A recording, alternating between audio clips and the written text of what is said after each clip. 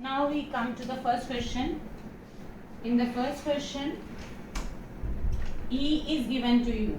So field is 3/5 E naught into I cap plus 4/5 E naught into J cap, with E naught has been given to you as 2 into 10 raised to the power 3 Newton per Coulomb.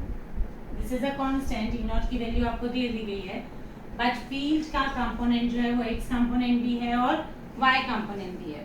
Now you have to find the flux of this field through a rectangular surface of area 0.2 meter square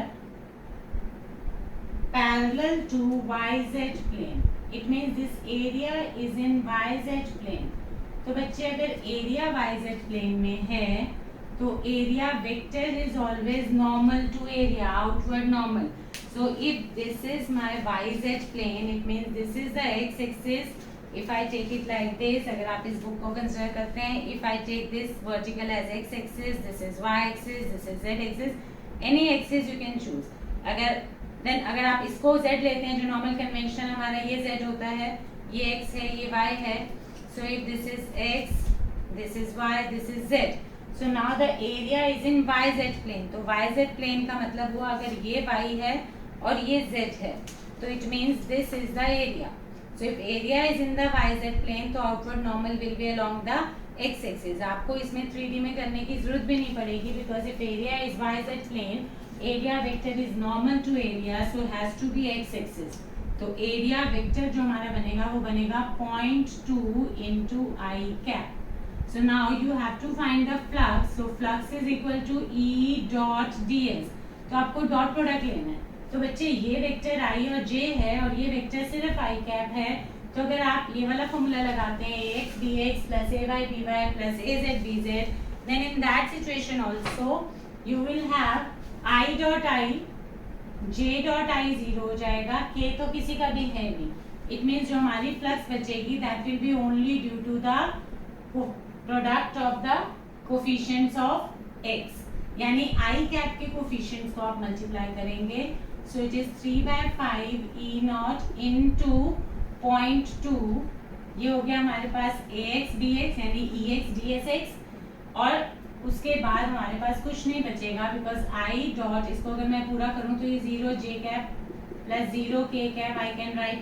so it mean 0 j और j cancel हो जाएगा, इसका भी k नहीं है, इसका भी k नहीं है, तो k का कोई रोल ही नहीं आना. So this is the total flux. So in the units of what it will be, आप ई नॉट की वैल्यू पुट करेंगे and the final flux will be newton metre square per coulomb. So इन दोनों को multiply कर देंगे, ई naught की value डाल देंगे and this will be your answer. Now I come to the second question. So the second question reads, a charge q is uniformly distributed over a rod of length L. Consider a hypothetical cube of edge L with the center of the cube at one end of the rod. Fine. So find the minimum possible flux of the electric field through the entire surface of the cube. Anyone who has done it? कोई बच्चा ये question कर पाया था? Although the question is oral question, the answer should be q by 2 epsilon naught. क्योंकि बच्चे situation क्या है, a charge q is uniformly distributed on a rod and this rod has been kept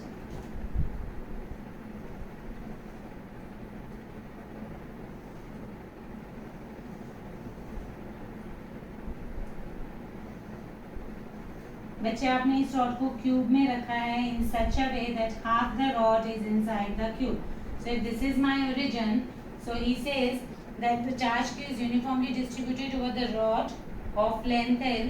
Consider a hypothetical cube of edge L with the center of the cube at one end of the rod. Center of the cube at one end of the rod, यानी ये आपकी uniformly charge rod है जिसका half portion आपका cube के अंदर है. Centre of the cube is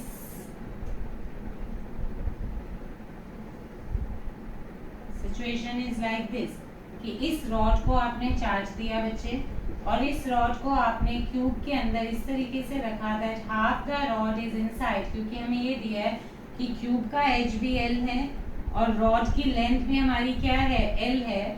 so if you will imagine this rod is inside the centre, मतलब अगर आपके पास कोई भी क्यूबिकल बॉक्स है, कोई भी क्यूब है, तो रॉड बिल्कुल इसके सेंटर से गई हुई है.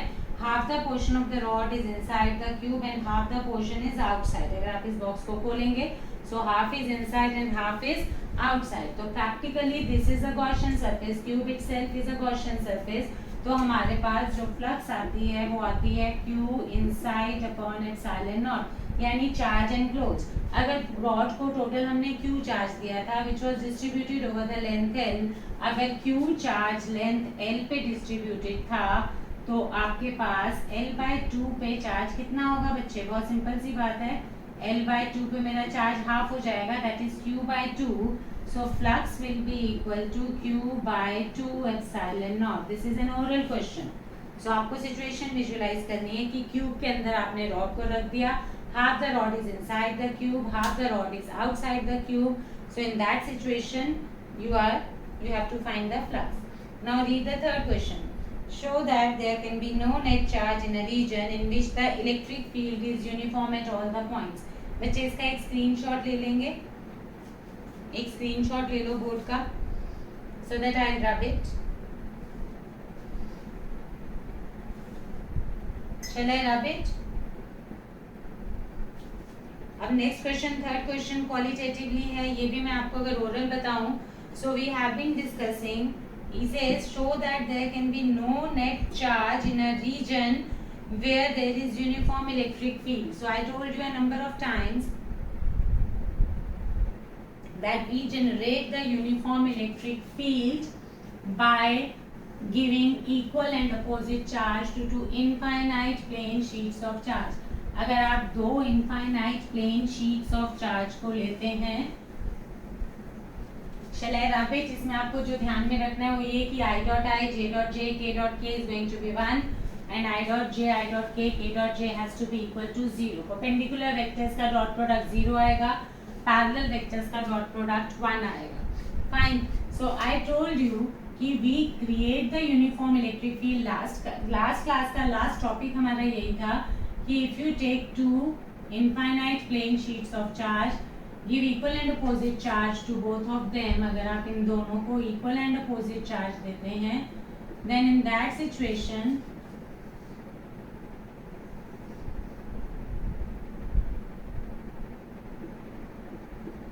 the field between these two plates, if you take two plate, दो शीट्स अगर आप लेते हैं तो इन दोनों शीट्स के बीच में हमारा जो फील्ड होता है वो यूनिफॉर्म होता है and it is equal to sigma upon epsilon naught. और यहाँ पे भी हमारा फील्ड 0 आता है और यहाँ पे भी हमारा फील्ड 0 आता है. So now he says show that there can be no net charge.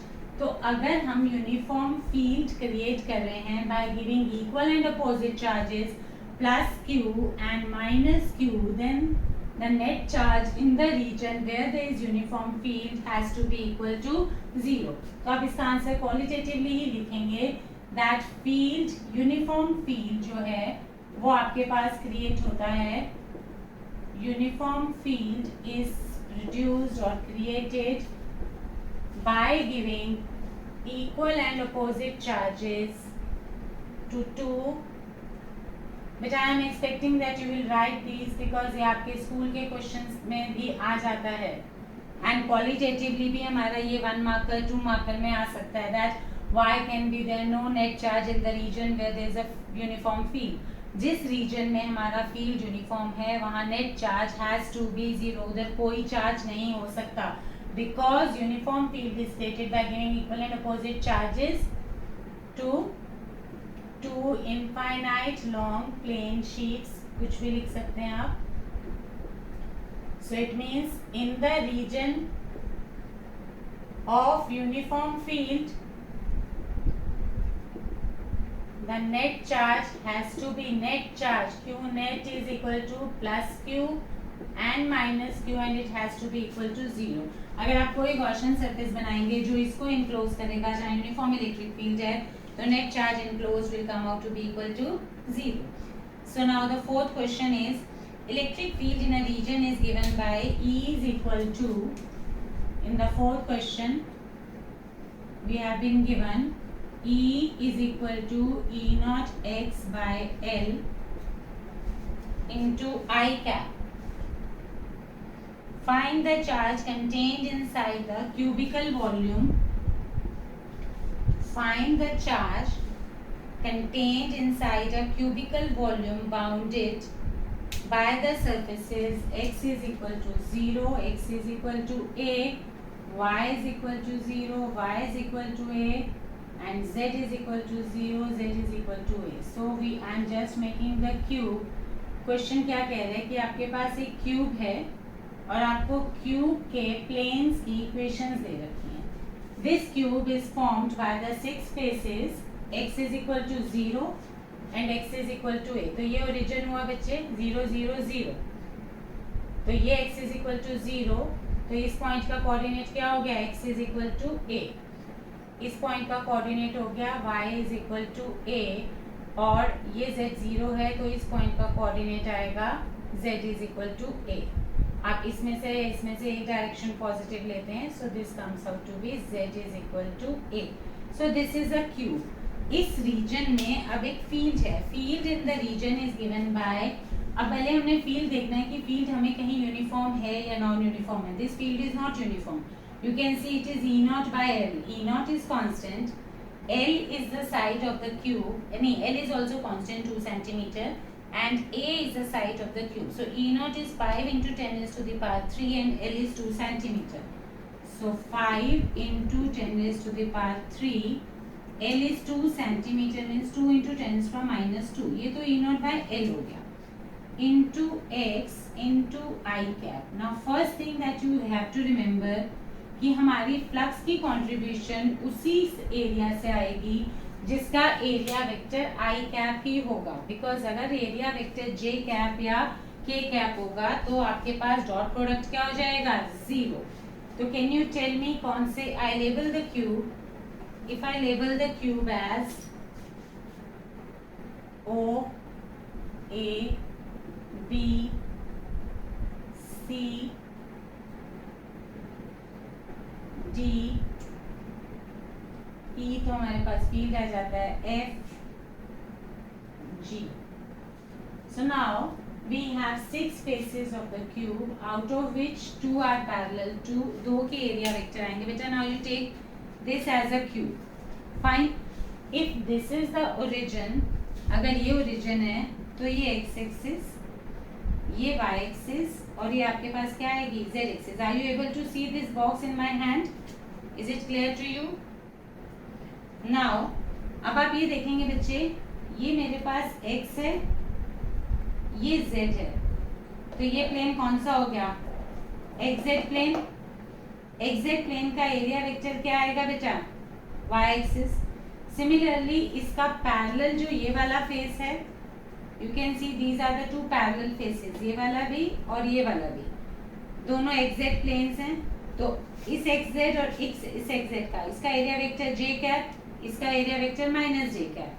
चाहे जे कैप हो चाहे माइनस जे कैप हो, contribution towards flux will be 0. Contribution सिर्फ उन फेसेस की आएगी जिसका एरिया वेक्टर किसके पैरेलल होगा, एक्स एक्सिस के, क्योंकि field is only along the x axis. तो जब हम ई डॉट डी एस करते हैं बच्चे, तो आई डॉट जे, आई डॉट के खत्म हो जाता है.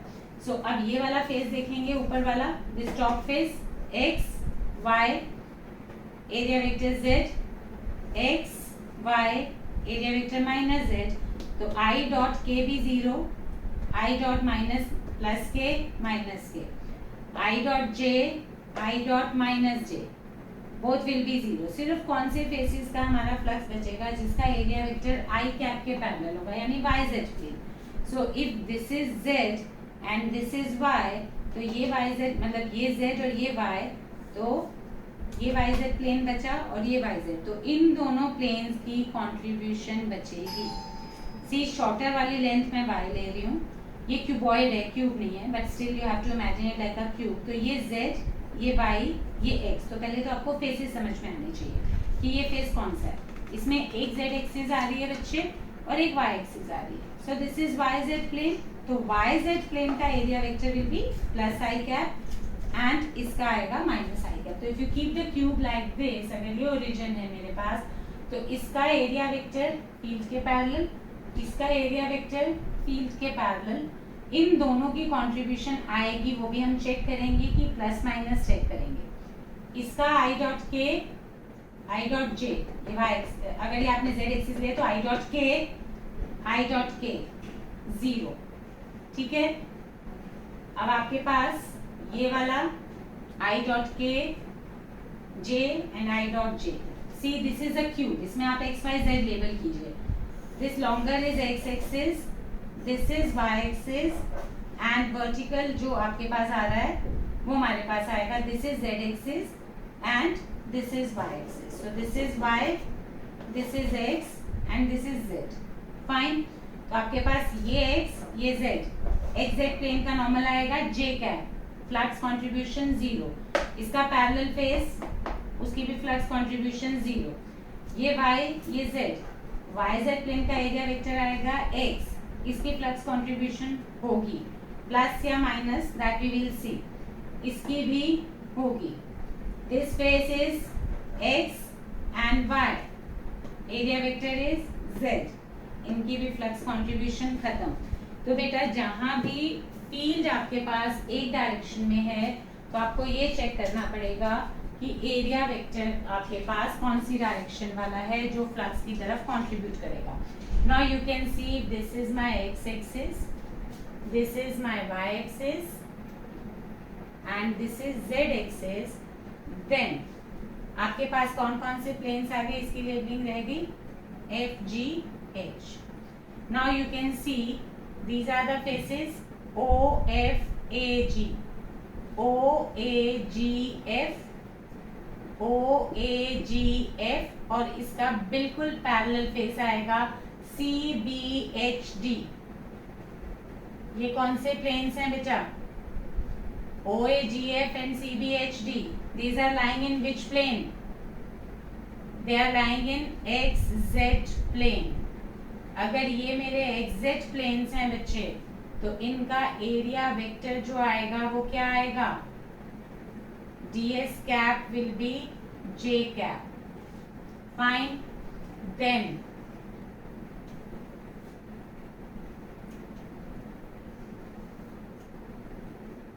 I talk about other two faces. अभी आपने कौन से लिए? OAGF, CBHD. Now you can take these two faces, HBAG and DCOF. DCOF and इसका बिल्कुल पैरेलल फेस आएगा HBAG। ये कौन से प्लेन्स हैं? इसका ये Z एक्सिस है और ये Y एक्सिस है, तो इसका मतलब ये कौन से प्लेन्स हैं? YZ planes.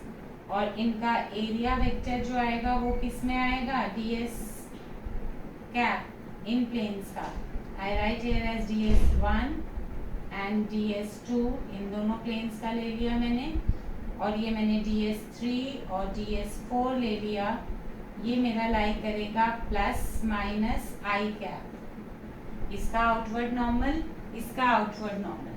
तो एक पॉजिटिव आएगा, BHAG जो है वो माइनस आएगा, और जो आपका DCOF है वो आपका प्लस के कैप आएगा। अगर आप अलग अलग लिखना चाहते हैं तो अलग अलग लिख सकते हैं, इसका minus A cap i cap, इसका plus i cap.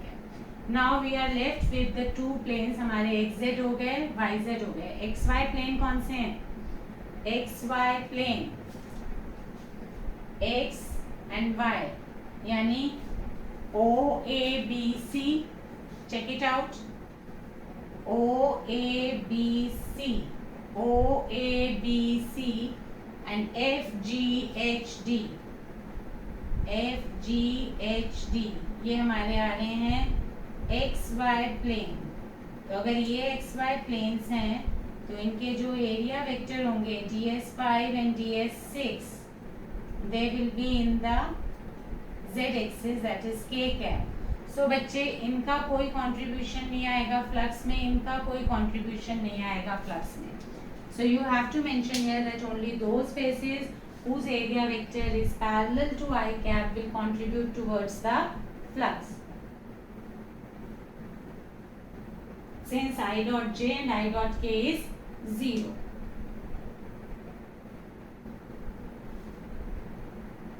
You can write here, since I dot j is equal to I dot k is equal to 0, therefore no contribution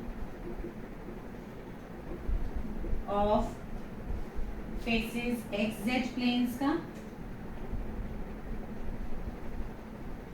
and xy planes का कोई contribution नहीं आएगा. Only flux will be due to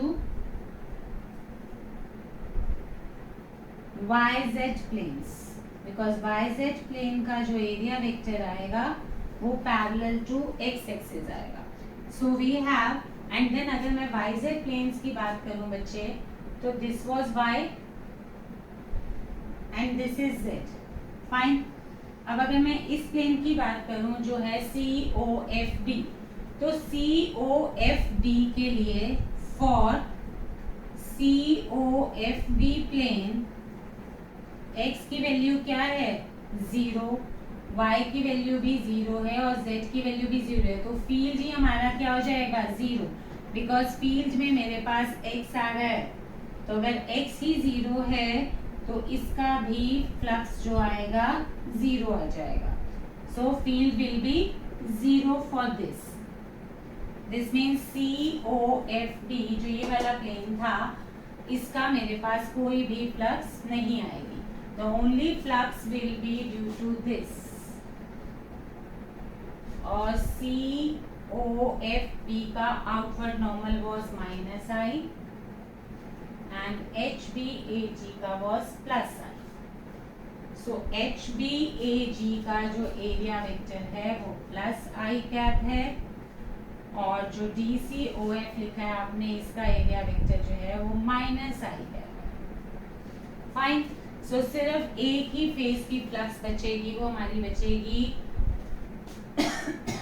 BAGH HBAG, कुछ भी बोल दीजिए आप इसको, बस कंटिन्यूटी में लेबल करना होता है. Start from H then HBAG. सिर्फ इस फेस की फ्लक्स बचेगी. इसका आउटवर्ड नॉर्मल और फील्ड जो है they are in the same direction. इसका DS और फील्ड जो है वो सेम डायरेक्शन में आ रहे हैं. सो इसके DS को हमने लिखा है DS3. सो ओनली DS3 जो आ रहा है वो हमारा आ रहा है जो फ्लक्स की तरफ कंट्रीब्यूट करेगा. Fine. So after this you can find its flux. I am rubbing this figure for the question number 3. आप लोगों ने नोट कर लिया बेटा, या स्क्रीनशॉट लेना है तो ले लीजिए, नहीं तो इसको फिर मैं नीचे करती हूँ. सो COFD जो आपके पास आएगा इसका फ्लक्स अगर मैं करती हूँ तो that is due to flux is due to only this plane. तो इसका फील्ड जो आ जाएगा वो आ जाएगा E डॉट DS3 अगर हम करते हैं. So this will B 5 × 10⁻². ये तो फैक्टर एज इट इज रहेगा. ये 10 बच गया. 50/2. 50/2 मीन्स 25. सो ये 25 आ गया. इंटू एक्स की जगह हमारे पास आ जाएगा फॉर दिस प्लेन. ये हम कौन से प्लेन की बात कर रहे हैं? For the plane BAGH HBAG. HBAG के लिए जो हमारे पास आएगा only flux due to this plane.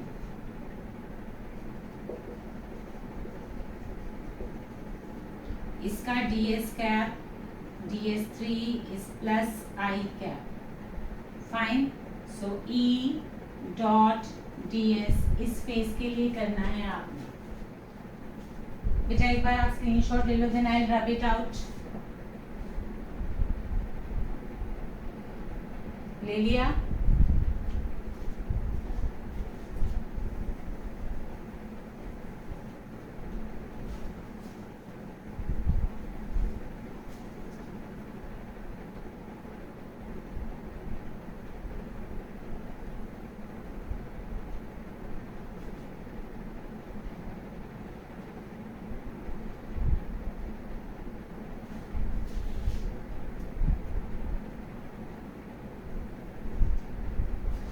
So E dot ds, the flux will be E dot ds because of this space HBAG. तो HBAG की वजह से जो हमारी फ्लक्स आ रही है बच्चे सिर्फ वही हमारी क्यूब की कंट्रीब्यूशन है.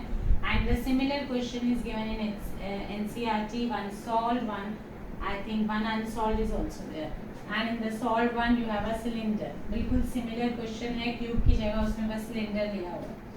So E dot ds में आप पुट कर देंगे. This is 25 into x. x की वैल्यू क्या आएगी इसके लिए? x is equal to a लेंगे and a has been given to you perhaps 1 centimeter. So this is 1 centimeter. 1 into 10 raised to the power minus 2. E naught x is ex, field का x component, और area का x component is area because the side of the cube is given to be 1 centimeter. So since size of the cube is 1 centimeter, so area will be 1 into 10 raised to the power minus 4. This is your ds. ds की value है हमारे पास 1 into 10 raised to the power minus 4 I cap. So this is practically I dot I. And field की जो value आ गई वो finally यही आ गई 25 into 1 into 10 raised to the power minus 2. So you can solve only the part that you are left with is. So this is E and this is ds. इन दोनों को multiply करेंगे तो this will be your final flux Newton meter square per coulomb. Is it clear?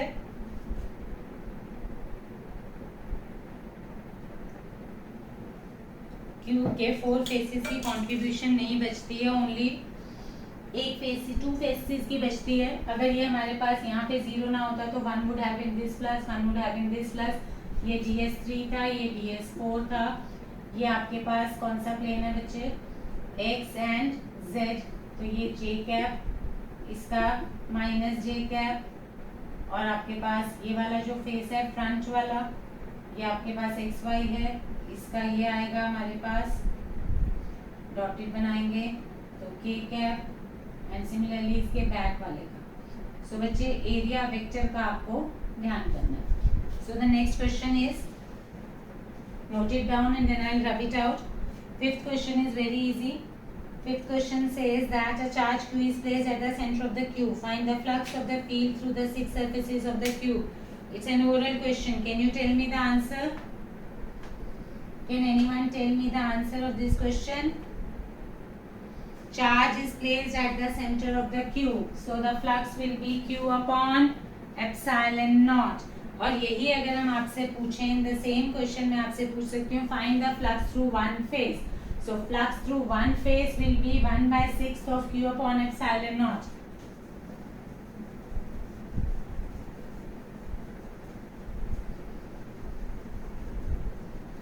Whenever you have to calculate, ये oral questions में आ जाएगा बेटा. Cube का अगर चार्ज अंदर दिया हुआ है, if the charge is given that a cube encloses a q charge, then you have to find the flux. तो वो flux तो आपकी q upon epsilon naught ही होगी.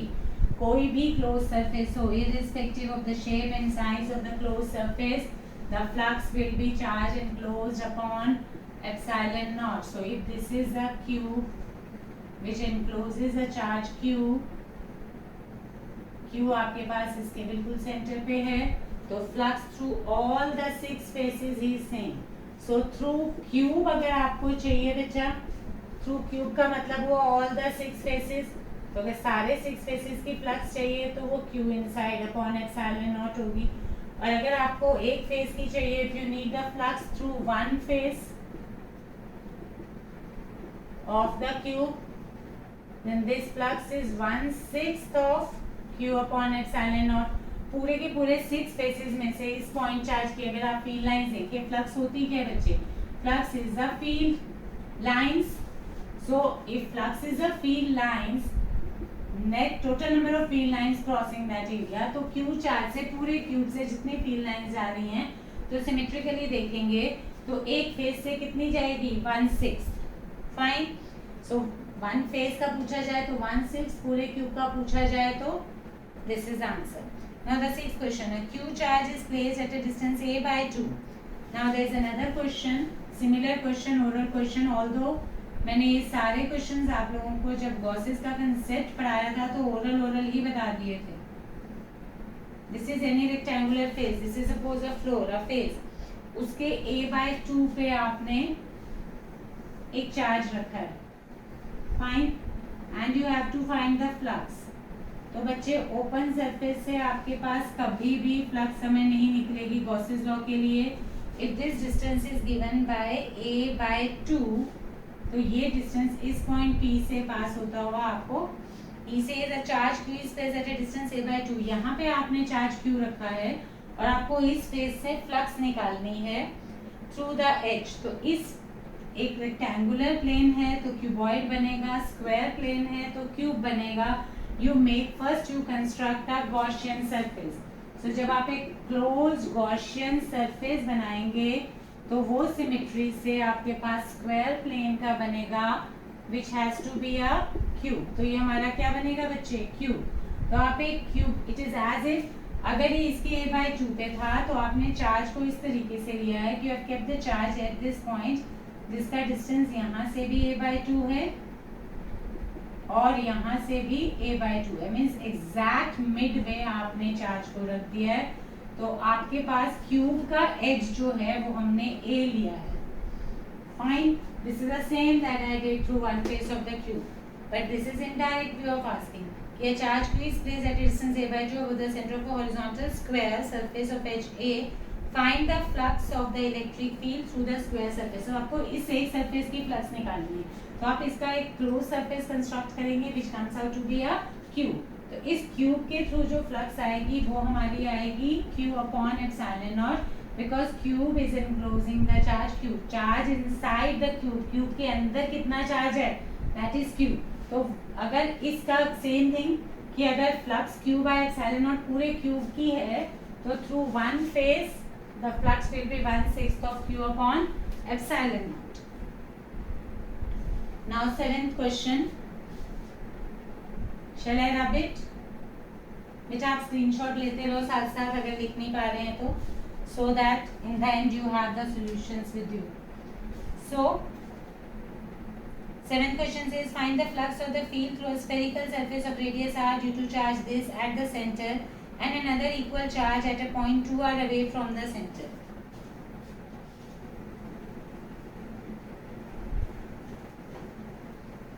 I am doing all these questions because online classes हैं. I don't know whether you are doing yourself or not. I can't check your notebooks. Otherwise I would have never done. In the offline class में मैं ये question courses में discuss कर चुकी हूँ and I expect you to do these questions on your own now. But still I am revising again and again so that ये concept बहुत ही important है, गॉस को lightly नहीं लेना है. So you have to find the flux of the field through a spherical surface of radius r. This is a spherical surface whose radius is r, and you have to find the flux due to a charge 10⁻⁷ at the center. Center पे आपने जो charge रखा है वो आपको given है, fine, and another equal charge at a point 2r away from the center. And ये यहाँ पे आपने सेम चार्ज रखा है but at a distance of 2r, यानी it is an outside charge, and you have to find the flux. It's an oral question, totally oral question, because the charge enclosed is q, so q enclosed is q only. Outside charges have no contribution, so इस pair की flux जो है वो इसके अपने charge की वजह से होगी, the one that it has enclosed. Outside charges से जितनी फील्ड लाइंस इसमें एंटर करेंगी उतनी ही लीव कर जाएंगी. That is why outside charges have no contribution. ऐसा नहीं है कि आउटसाइड चार्जेस की वजह से आपके पास फील्ड लाइंस इसमें एंटर नहीं करेंगी, एंटर करेंगी, बट द नेट फ्लक्स जो होती है, flux is a total number of lines of force crossing a given area. तो इसके थ्रू इसमें पॉजिटिव और नेगेटिव अकाउंट में हम लेते हैं. इसकी तो आउटवर्ड ही आएगी. अब जो प्लस चार्ज, जो क्यू चार्ज एनक्लोज है, उसकी तो आउटवर्ड फ्लक्स है. अब इसकी वजह से अगर 10 लाइंस एंटर करेंगी तो 10 लाइंस लीव भी कर जाएंगी, तो जो आउटसाइड चार्ज है इसकी वजह से हमारे पास कोई भी फ्लक्स की कंट्रीब्यूशन नहीं आएगी. Field calculation is due to all the charges, but on the right hand side it is only the charge enclosed, so flux is equal to q upon epsilon naught. Fine. So next question is the same hemispherical bowl. You have kept the charge at a hemispherical bowl, center of this. यहाँ पे अगर आपने एक charge रखा है, you have to find the flux through this. So what you have to do is to close the sphere. Fine. और Q charge आपका यहाँ पर है, तो through the complete sphere flux will be equal to Q upon epsilon naught. तो आपके पास through hemisphere कितना हो जाएगा, half of this. This is through sphere and then through hemisphere अगर आपको निकालना है, क्योंकि बच्चे hemisphere was an open surface, तो ओपन सरफेस की तो फ्लक्स आप निकाल नहीं सकते. So first you need to complete the surface, close the surface, construct the hypothetical Gaussian surface which should be closed. And close का मतलब है कि you have to imagine it, that's why I make it dotted, because ये हमने imagine किया. सो hemisphere का कितना हो जाएगा, हाफ ऑफ स्फीयर. तो हाफ ऑफ स्फीयर का मतलब क्या हुआ, Q upon epsilon not into. ठीक है बच्चे. So next question, a spherical volume contains a uniformly distributed charge of density this. Find the electric field at a point inside the volume at a distance 4 cm from the center. So it is the same, only formula you have to use solid sphere का जो मैंने आपको बताया था. Read the question carefully. He says a spherical volume contains a uniformly distributed charge. एक sphere है. A spherical volume contains uniformly distributed charge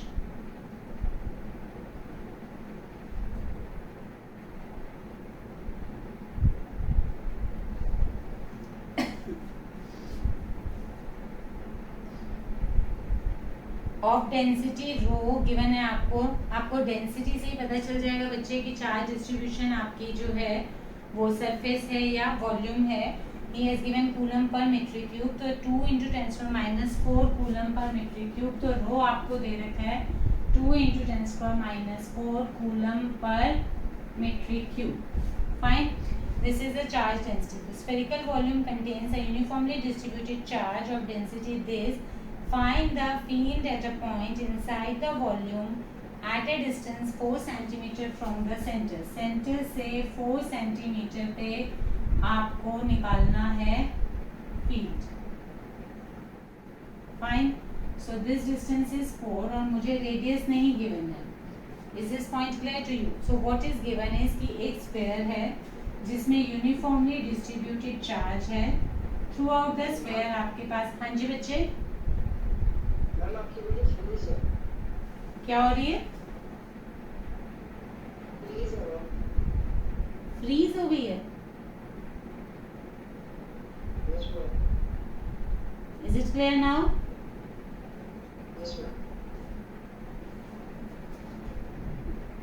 so there is a sphere, uniformly distributed charge है sphere में, मतलब एक spherical volume है, आपकी leather की ball है, आपके पास कोई भी एक सॉलिड स्फीयर है जिसको आपने चार्ज दिया, तो चार्ज उसके सेंटर से लेके पूरे सरफेस तक यूनिफॉर्मली डिस्ट्रीब्यूटेड है with the charge density is given 2 × 10⁻⁴ coulomb per metre cube.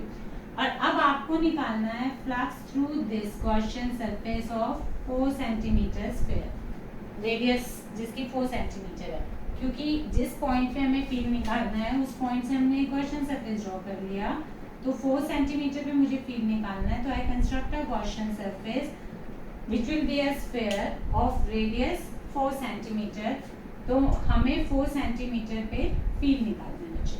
तो जो हमारा सॉलिड स्फीयर का फॉर्मूला था फील्ड का वो क्या था बोलिए, Q small r upon 4πε0 r3. बेटा ये फॉर्मूला याद रखना है आपको.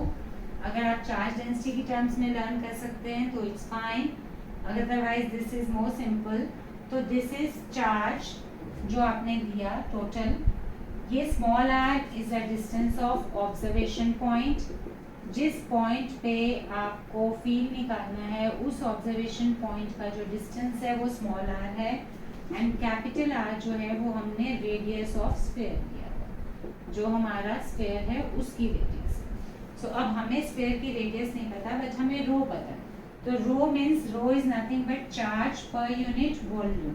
सो 4/3 पाई कैपिटल आर क्यूब। बेटा ये स्मॉल आर और कैपिटल आर का ध्यान रखना है।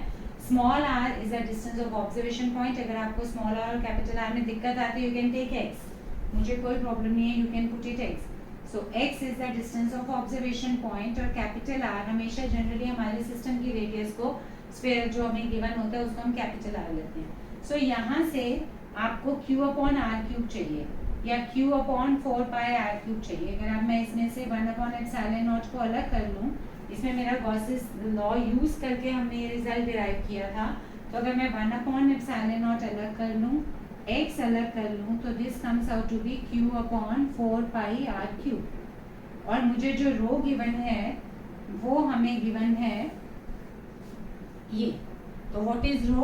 रो इज इक्वल टू 3q/4πr³। तो हमें 3q/4πr³ की वैल्यू है मेरे पास, तो इसको मैं 3 से मल्टीप्लाई और डिवाइड कर देती हूँ। So this becomes more simple. आप इसको 3 से मल्टीप्लाई कर दीजिए और 3 से डिवाइड कर दीजिए। So what is 3q/4πr³? 3q/4πr³ is nothing but equal to rho. So this E comes out to be equal to rho x/3ε0। This is the same formula that I have given you in the notes as well. अगर आप notes खोलेंगे तो हमने उधर जो formula दिया हुआ है वो rho x/3ε0 दिया हुआ है।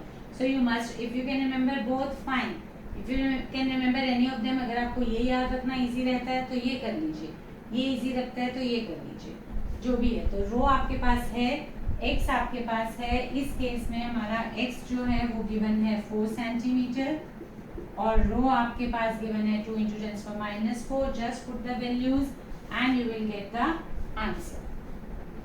फाइन बच्चे, note it down or just take the screenshot. After that we'll come to the next question. 10th question. The radius of the gold nucleus is about this. Assume that the positive charge is distributed uniformly throughout the nuclear volume of the nuclear volume. Find the strength of the field at the surface of the nucleus at the middle point of the radius. बिल्कुल यही question है। 7th question अगर आप देखेंगे, it is the same thing. He is saying the radius of the gold nucleus is about this. तो capital R आपको given है इसमें, एंड गोल्ड का चार्ज होता है 79। तो अगर वो न्यूक्लियस है तो इट मीन्स गोल्ड न्यूक्लियस जो होगा, I am rubbing it off and I will not solve it, I will just give you the hint of it so that you are able to do it. बच्चे rub कर रही हूँ मैं, take the screenshot.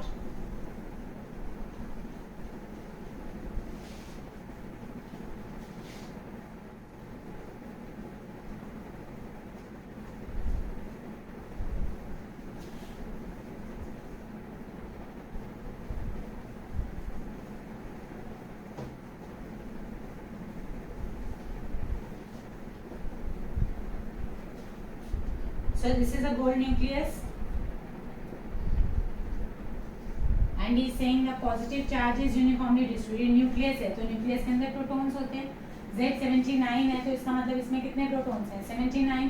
तो इस पे charge कितना हुआ न्यूक्लियस पे? नेट चार्ज जो Q हो गया वो हमारे पास कितना हो गया? Z into E, that is 79 into 1.6 into 10⁻⁻19 coulomb. तो ये चार्ज पूरा गोल्ड न्यूक्लियस में यूनिफॉर्मली डिस्ट्रीब्यूटेड है। And he is saying you have to find the field due to this nucleus at a distance at the surface. Surface पे निकालना, तो surface की radius हमें R दे रखी है। अगर मैं वही फॉर्मूला यूज करूँ जो मैंने पीछे किया, so it was qx in the last question, it was 4πε0 r³। और इस पर्टिकुलर केस में ऑन द सरफेस अगर आपको निकालना है तो on the surface x will be equal to r। ये सरफेस है, यही रेडियस है, तो रेडियस आपको गिवन है, r is given to you. If r is given to you, put the value of r over here. So r and r will get cancelled and you get k q by r square. Simple. q आपके पास है, r आपके पास है. This is on the surface and on the midway चाहिए. Second part of the question is at the middle point of the radius. Middle point of the radius somewhere over here. तो अगर आपको यहाँ पे चाहिए, if you need the field at this point, so the only thing you have to do is you have to put the value of x, जो आपको field की value चाहिए. इन सब केसेस में is asking for field, not for the flux. देखिए बच्चे, field के लिए तो सिंपली r/2 हो गया. तो then you can put x की value in the middle of radius. तो x की वैल्यू क्या हो जाएगी? r/2. In the same expression you can put x is equal to r/2. But in case he is asking for the flux, तो फिर आपको इसके साथ ds पे मल्टीप्लाई करना पड़ेगा. सरफेस की जो फ्लक्स होगी उसमें सरफेस का एरिया आएगा 4πr² और मिडवे में जो फ्लक्स आएगी उसमें मिडिल पॉइंट का एरिया आएगा, दैट इज 4πx². x की value you can take r/2. Fine. Then 11th question is a charge q is distributed uniformly within the material of a hollow sphere. This is a good question that I want you to do. Shall I rub it? Take the screenshot, then I'll rub it because I'll need the entire board for the 11th question.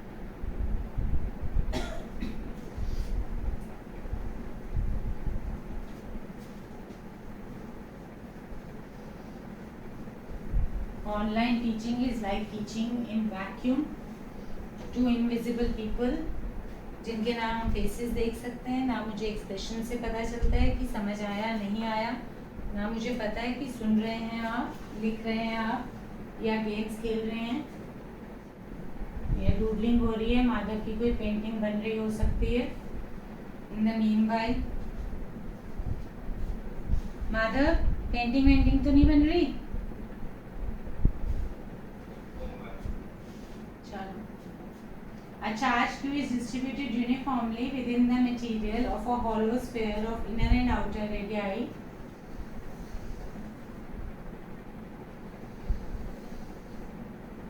Madhav is a very good painter.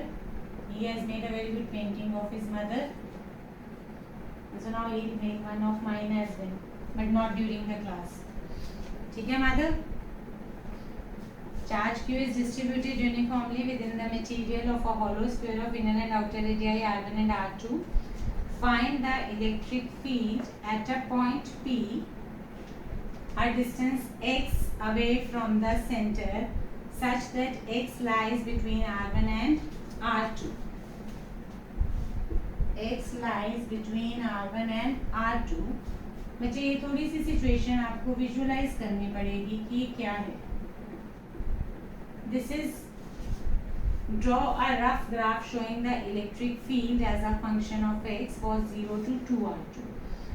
See, बच्चे question says a charge q is uniformly distributed within the material of a hollow sphere. एक तरफ तो वो कह रहे हैं hollow sphere, but simultaneously he is giving you inner and outer radii r1 and r2. It means यहाँ से तो ये hollow है, but जो charge distribution है वो आपकी इधर है. This is the situation.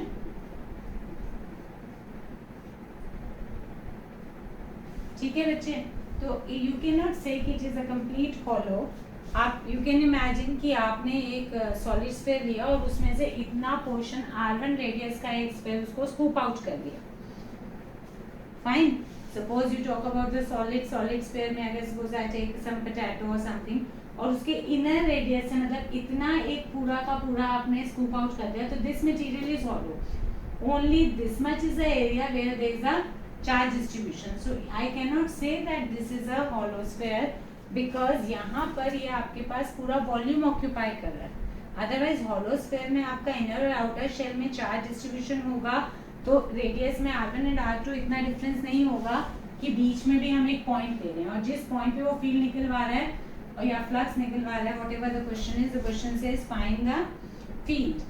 Find the field at a point P which lies between r1 and r2. तो इन दोनों के बीच में कहीं पे आपके पास एक पॉइंट P है where you want to find out the field. तो इट मींस ये रेडियाई हमारी नेग्लिजिबली स्मॉल तो नहीं है. अगर आप एक नॉर्मल हॉलो स्फीयर लेंगे तो उसके इनर और आउटर एरिया में बहुत माइनर सा डिफरेंस होगा of the order of I think micrometre. But अगर हमें एक ऐसा दिया हुआ है जिसमें सफिशिएंट एयर, तो this has to be treated like solid sphere में से आपने एक स्फीयर स्कूप आउट कर लिया, यानी एक स्फीयर सॉलिड लिया और उसमें से एक हॉलो स्फीयर को निकाल लिया, तो जो रिमेनिंग वॉल्यूम है उसमें आपके पास जो है वो चार्ज डिस्ट्रीब्यूशन होगी. मतलब अब यहाँ पे मुझे फील्ड निकालना है. This is my observation point. तो अब ये पूरे चार्ज को इनक्लोज नहीं कर रहा, सिर्फ ये कुछ चार्ज को इनक्लोज कर रहा है.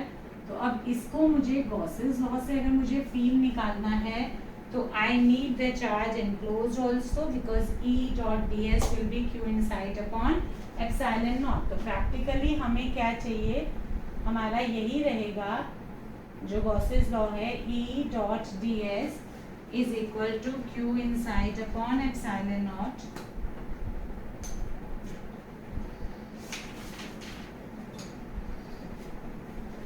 बट हमारा अब यहाँ पे पर्पस क्या रहेगा, यू नीड टू अंडरस्टैंड कि हमें इस क्वेश्चन में निकालना क्या है. हमें इस क्वेश्चन में फील्ड निकालना है. फील्ड निकालने के लिए एरिया, तो जिस पॉइंट पे फील्ड निकालना है उस पॉइंट से पास होता हुआ हमें क्या कंस्ट्रक्ट करना होता है, गॉसियन सरफेस.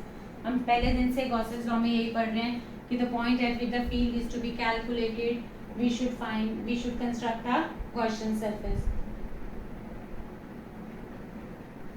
तो अगर हम इनसे पास होता हुआ एक गॉसियन सरफेस ड्रॉ करते हैं, सो गॉसियन सरफेस कितना चार्ज इनक्लोज कर रहा है, so that is q inside upon epsilon not. तो ds तो गॉसियन सरफेस का एरिया हो गया. फील्ड हमें निकालना ही है और field will be radially outward. तो E अगर मैं बाहर करती हूँ तो this is ds, but you have to remember कि ये हमारे गॉसियन सरफेस का एरिया, यानी अगर ये x रेडियस का स्फीयर था तो ये मेरे पास इसमें ds में क्या आ जाएगा बच्चे, it will B 4 pi x square. कितना आएगा area of the Gaussian surface, Gaussian surface की तो रेडियस कितनी है x, so it will B 4 pi x square. ये तो लेफ्ट हैंड साइड तो क्लियर हो गया. The target remains of the right hand side कि q इनसाइड, तो चार्ज कितना इनक्लोज कर रहा है हमें ये निकालना है. प्रैक्टिकली अब हमारा जो पर्पस रह गया है वो रह गया है चार्ज इनक्लोज निकालना. फाइन. सो चार्ज इनक्लोज हम कैसे निकालेंगे बच्चे, जो Q चार्ज था वो हमारा डिस्ट्रीब्यूटेड कहाँ पे था, चार्ज डेंसिटी क्या है, रो. चार्ज डेंसिटी होती है charge per unit volume. But इसमें कि कौन से वॉल्यूम में मेरा चार्ज इनक्लोज है बेटा, इट इज Q अपॉन, अगर आप देखेंगे तो चार्ज हमारा R2 और R1 के डिफरेंस में इतने एरिया में है. So what is this volume, I need to calculate this volume. ठीक है. तो रो जो है वो हमारे पास है 4/3 पाई R2 cube minus R1 cube. ये तो चार्ज हमारा गिवन है कि जो हमारे एक जिस वॉल्यूम में चार्ज डिस्ट्रीब्यूटेड है वो है R2 cube minus R1 cube. This comes out to be 3Q upon 4 pi into R2 cube minus R1 cube. But हमारे गॉसियन सरफेस ने कितना चार्ज इनक्लोज किया, so charge enclose will be equal to rho into the volume of Gaussian surface. जो हमारा charge enclose आ रहा है इस वाले, ये जो चार्ज इनक्लोज आ रहा है इसने तो इतना ही चार्ज इनक्लोज किया है. So this charge enclose is practically, तो इसके लिए I need the volume of this much layer. तो इस लेयर का वॉल्यूम कितना आएगा बच्चे, इसमें आपको लिख लेना चाहिए construct a Gaussian surface which will be a sphere of radius x and thickness dx. इसमें हमें थिकनेस भी लेनी पड़ेगी बच्चे, ऐसे थिकनेस की जरूरत नहीं है. आप मुझे बताइए हमारे गॉसियन सरफेस का वॉल्यूम कितना है, चार्ज इनक्लोज में ये वॉल्यूम चाहिए मुझे. This volume is how much, ये चार्ज यहाँ चार्ज नहीं है बेटा, only charge is in this portion. So it will be basically rho, I can not say the volume of Gaussian surface enclosing the charge आएगा. मतलब वही वाला Gaussian surface का वॉल्यूम जिसने चार्ज एनक्लोज किया.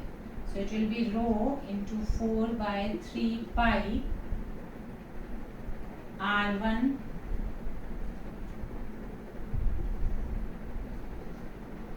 क्यूब. अगर ये पूरे में चार्ज होता तो इसमें कितना चार्ज हो जाता, x क्यूब. बट अभी कितने में, r1 में तो है ही नहीं. So it is x1 cube minus r1 cube.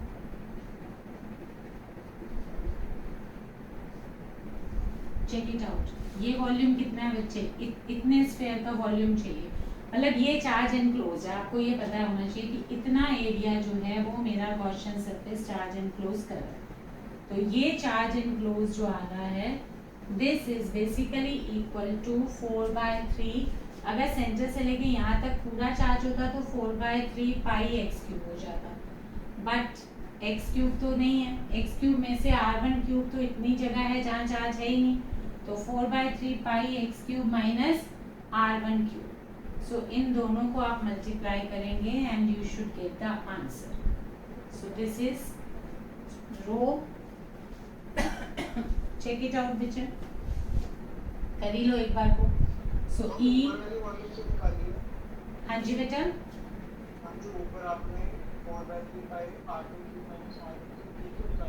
बच्चे this is basically charge per unit volume. ये देखो, ये मेरा चार्ज जो है बेटा इतने पोर्शन में इनक्लोज्ड है. फाइन.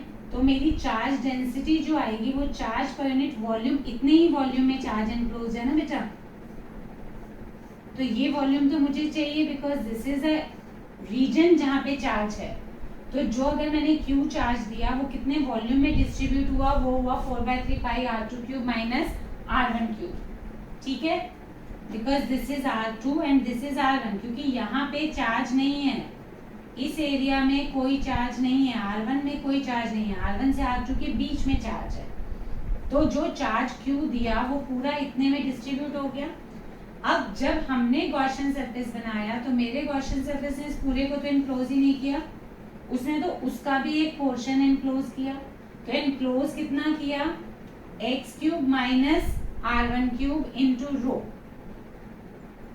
ठीक है, x cube minus r1 cube 4/3 pi into rho. ये तो चार्ज डेंसिटी हो गई. This is a charge that is distributed over this. अगर मैं बोलूं कि 10 कूलम पर मीटर क्यूब, तो इसमें चार्ज डेंसिटी हमारी 10 कूलम पर मीटर क्यूब है. आपका जो इनक्लोज वॉल्यूम है वो ये है. तो इस इनक्लोज वॉल्यूम में जो आपका चार्ज आ रहा है वो कितना आ रहा है, that is x cube minus r1 cube. Is this point clear to you? अब आप इनसे लेके now you can find the field. तो field will be practically equal to this Q inside. Q inside आपने लिख लिया, divided by epsilon naught 4 pi x square. So it is Q inside upon 4 pi epsilon naught x square. Fine. So this comes out to be Q inside की value अगर आप डालते हैं तो this is rho into 4. रो भी हमें बच्चे लिखना ही पड़ेगा, रो की भी वैल्यू आप डाल ही दीजिए इधर. So Q inside will be equal to 3Q upon 4 pi r2 cube minus r1 cube. ये तो रो हुआ बच्चे, into 4/3 pi x cube, numerator में x cube minus r1 cube. Now check it out. 3 and 3 gets cancelled. 4 pi will get cancelled. सो आपके पास जो बचेगा वो बचेगा q into x cube minus r1 cube divided by r2 cube minus r1 cube. ये तो q enclose आ गया and upon 4 pi epsilon not x square. ये यहाँ से आया था बच्चे 4 पाई x square epsilon not. So this 4 pi x square epsilon not. So this is the field. आप इसमें से कुछ कैंसिल करना चाहें तो कर सकते हैं, otherwise this is the answer. In terms of x, you have to give this answer. And then he is asking for draw a rough graph showing the electric field as a function of x from 0 to 2r2. When x lies between 0 to 2r2, so you have to plot a graph. So अगर आप देखेंगे बच्चे, if I open it up, तो आपके पास practically speaking if x is equal to 0 है, 0 से लेके x तक अगर आप इसको पुट करते हैं, so can you draw the graph? बताइए. देखिए बच्चे, r1 तक तो कोई फील्ड है ही नहीं, r1 तक तो फील्ड आपके पास आएगा ही नहीं, because there is no charge enclose. So जो रफ टेंटेटिव ग्राफ बनेगा till r1 is equal to 0, यहाँ तक तो आपके पास कोई graph, this is r1. If I draw it x versus field, तो आपके पास r1 तक तो फील्ड आएगा ही नहीं क्योंकि चार्ज एनक्लोज ही नहीं है, एंड r1 के बियॉन्ड r2 तक आएगा. एंड दिस अगर आप इसको सपोज कीजिए, I put r1 to be negligibly small and I ignore r1 in the numerator, तो ये x square कैंसिल, तो you can see that field is directly proportional to x. So from r1 to r2 something like this, and after that again it will start decreasing. It should be the pattern. We cannot draw the exact because ये आपका एक complex function, it is not an easy way to draw it, but tentatively it should be like this. Fine. Now the next question is 12th question. A charge q is placed at the, बेटे note कर लीजिए या इसको screenshot ले लीजिए, then I'll rub it out.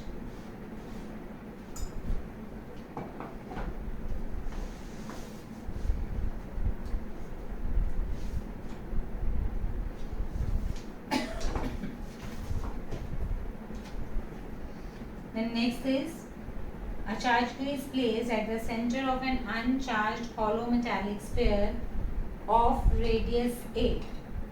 A charge q is placed at the center of an uncharged hollow metallic sphere of radius a. Find the surface charge densities on the inner surface, on the outer surface. This is the same question that is basically the solved in NCERT. NCERT का solved example है ये. Shall I rub it?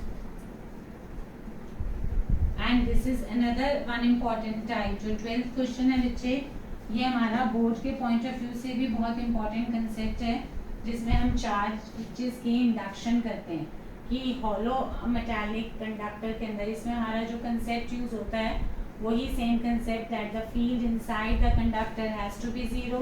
If the field inside the conductor has to be zero, then charge inside the conductor should also be zero. So इसमें जो हमारा concept use होता है वो ये कि field inside the conductor has to be equal to 0, and that is why the charge inside the conductor should also be equal to 0.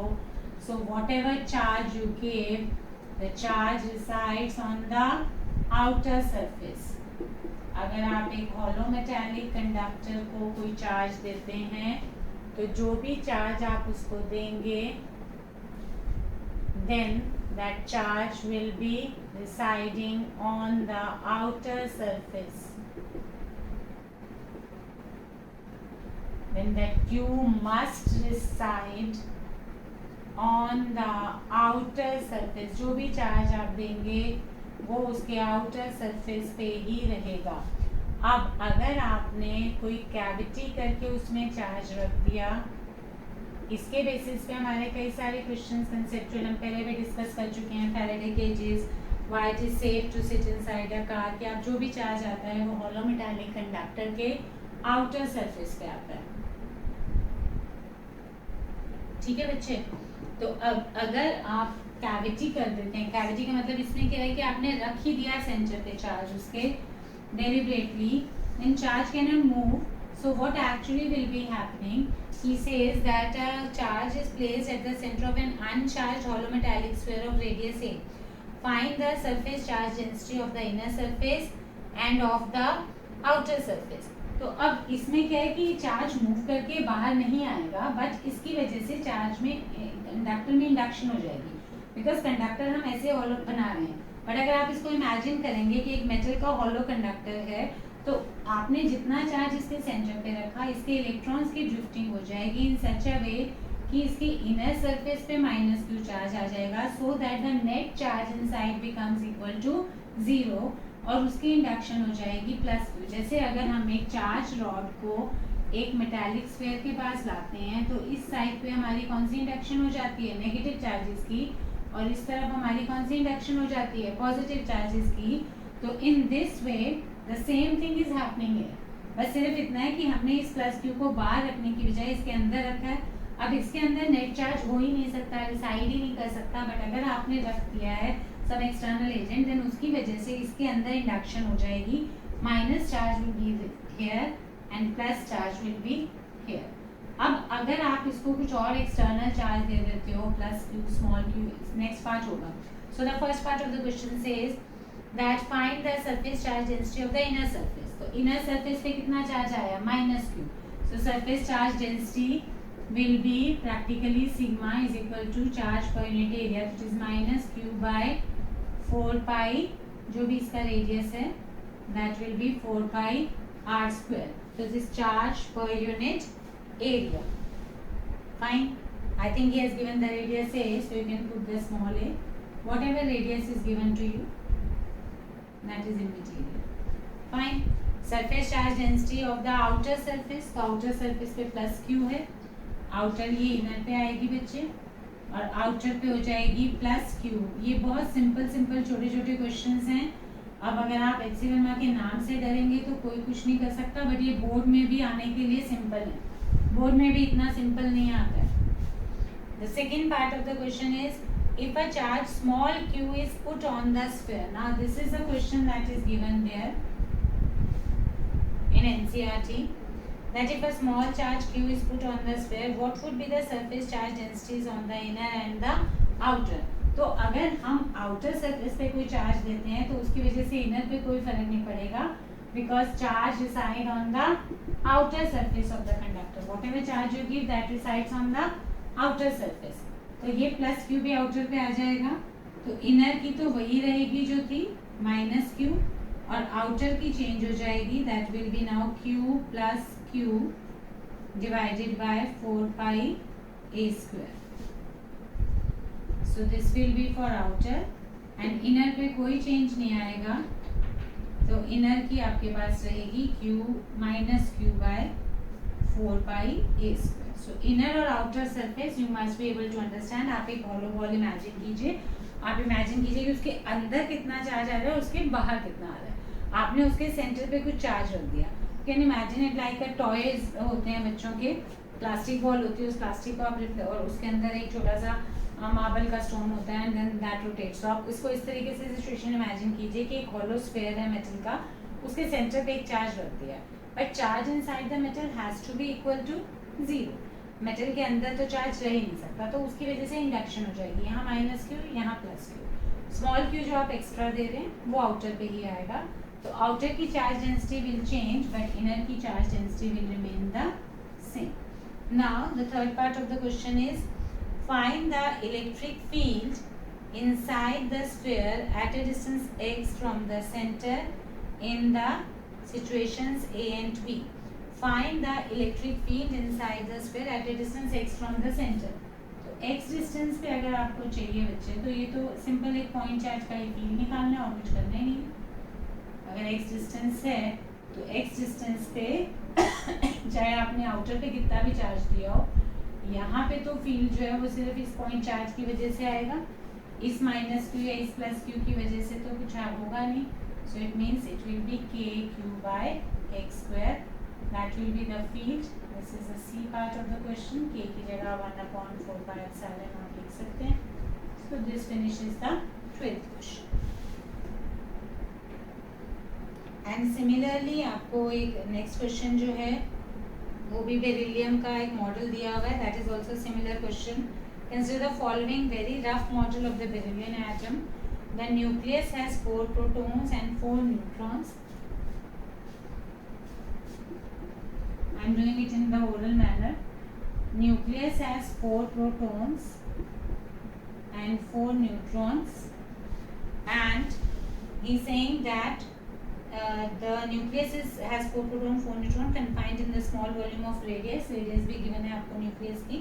10⁻⁻15 meter. The two 1s electrons make a spherical charge cloud at an average distance of 1.3 into 10⁻⁻11 meter from the nucleus. Whereas the two 1s electron make another spherical cloud at an average distance of 5.2 into 10⁻⁻11 meter from the nucleus. Find the field at a point just inside the 1s cloud and just inside the 2s cloud. The structure of atom जो हमारे पास है, I think I shall make another figure here, otherwise and again very careful. You can take the screenshot.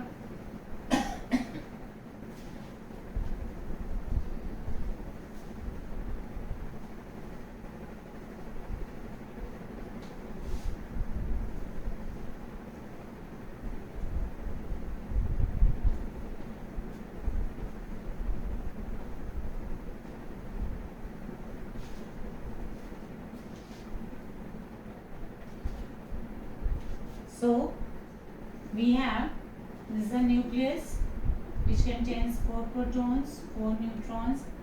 There is one cloud to which he has labeled as 1s cloud. I'm just writing small thickness होगी इसकी, just a very small thickness of this 1s. 1s में कितने electrons आएंगे बेटा? 2. And there is another 2s cloud at some other distance. So he has given the radius of this 1s cloud, यानी 1s के 2 electrons जो हैं वो इधर आएंगे, 1s1, 1s2. बेरिलियम 4 है, 1s2 एंड एक इलेक्ट्रॉन आप डायमेट्रिकली ऑपोजिट ले सकते हैं, otherwise it is cloud. Because cloud हम इसीलिए बनाते हैं because when we define the orbital we say that orbital is not well defined. बहुत तो set that is a well defined orbital, but actually आप ऑर्बिटल क्या मानते हैं? Orbital is a region within the probability of finding the electron is maximum. So this is 1s2. Similarly ये मेरा कौन सा क्लाउड है? यहाँ पे मेरे 2s के इलेक्ट्रॉन्स लाई करेंगे. In this region we have the electrons of 2s. Fine. So ये मेरा 2s वाला region. अब आपको निकालना क्या है? It's very simple question. सब कुछ given है, रेडियस r1 r2 जो भी है, इसको मैं r1 लिख रही हूँ, इसको r2 लिख रही हूँ.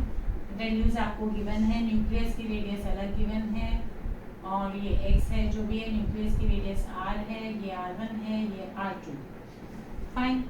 सो आपके पास एक न्यूक्लियस है, उसमें 4 प्रोटॉन और 4 न्यूट्रॉन है, 2 1s इलेक्ट्रॉन हैं which are making the spherical charge cloud at an average distance of this r1, and there are 2 2s electrons which make another spherical cloud at an average distance of r2 from the nucleus. Find the field at a point just inside the 1s cloud यहाँ पे, and then second part is just inside the 2s cloud. तो just inside the 1s cloud का मतलब कि it is not enclosing the 1s electron. आप Gaussian surface बनाएंगे तो आपका बच्चे गॉसियन सरफेस टुवर्ड्स इनर की तरफ ही बनेगा, बिकॉज इट इज जस्ट का मतलब ये है कि इसने जो 1s के इलेक्ट्रॉन्स थे उनको एनक्लोज नहीं किया. तो इसमें फर्स्ट केस में हमें जो फील्ड चाहिए होगा, we'll use the Gauss's law. E dot ds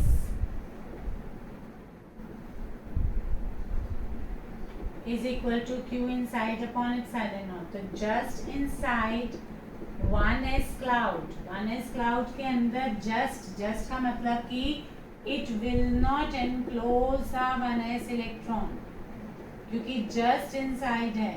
इसका सिर्फ मीनिंग यही है कि ये 1s के इलेक्ट्रॉन्स को एनक्लोज नहीं कर रहा. तो चार्ज एनक्लोज उसके पास सिर्फ क्या है? 4 प्रोटॉन्स. तो 4 प्रोटॉन का चार्ज है 4 इंटू 1.6 इंटू 10⁻⁻19 कूलम, क्योंकि न्यूक्लियस के अंदर चार्जेस तो 4 पॉजिटिव चार्जेस हैं प्रोटॉन का. तो बस दैट्स इट. फील्ड निकालना है. ds क्या हो गया? ds will be the area of Gaussian surface, जो कि मेरा क्या है? जस्ट इनसाइड 1s क्लाउड, यानी जस्ट इनसाइड 1s क्लाउड का मतलब इसकी रेडियस कितनी हो गई? This means it is a sphere of radius r1. Sphere of radius r1। तो ds की जगह मेरे पास क्या आ जाएगा, मैं ds1 लिख रही हूँ and this is equal to q inside is 4p, that is 4 into 1.6 into 10 to minus 19 divided by epsilon naught की वैल्यू आपको पता है 8.85 into 10 to minus 12। you have to simply put all the values and what is integral ds1, तो ds1 का area क्या है 4 pi r1 square, that is it। आप 4 pi r1 square r1 की वैल्यू है आपके पास epsilon naught की, you can put it। and for the second case it is just inside the 2s cloud। तो just inside the 2s cloud का मतलब हो गया बच्चे कि जब वो इधर है just inside, तो वो 2s के इलेक्ट्रॉन्स को तो नहीं इनक्लोज कर रहा, it encloses the 1s electron, मतलब न्यूक्लियस को इनक्लोज कर रहा है, 1s के इलेक्ट्रॉन को इनक्लोज कर रहा है, but not the 2s electrons।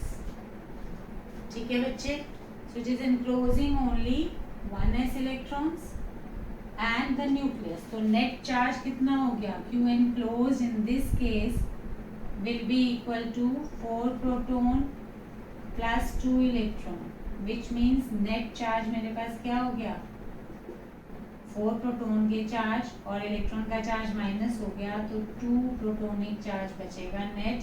तो this is 2 into 1.6 into 10 to minus 19।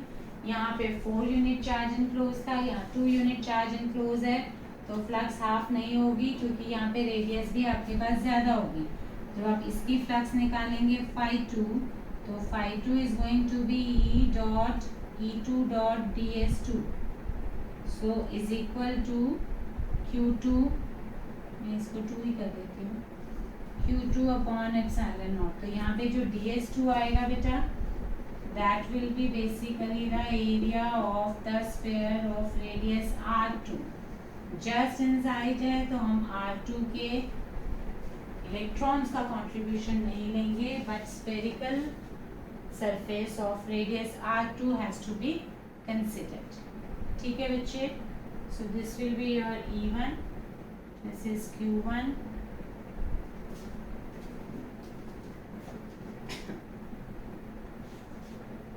so you note it down।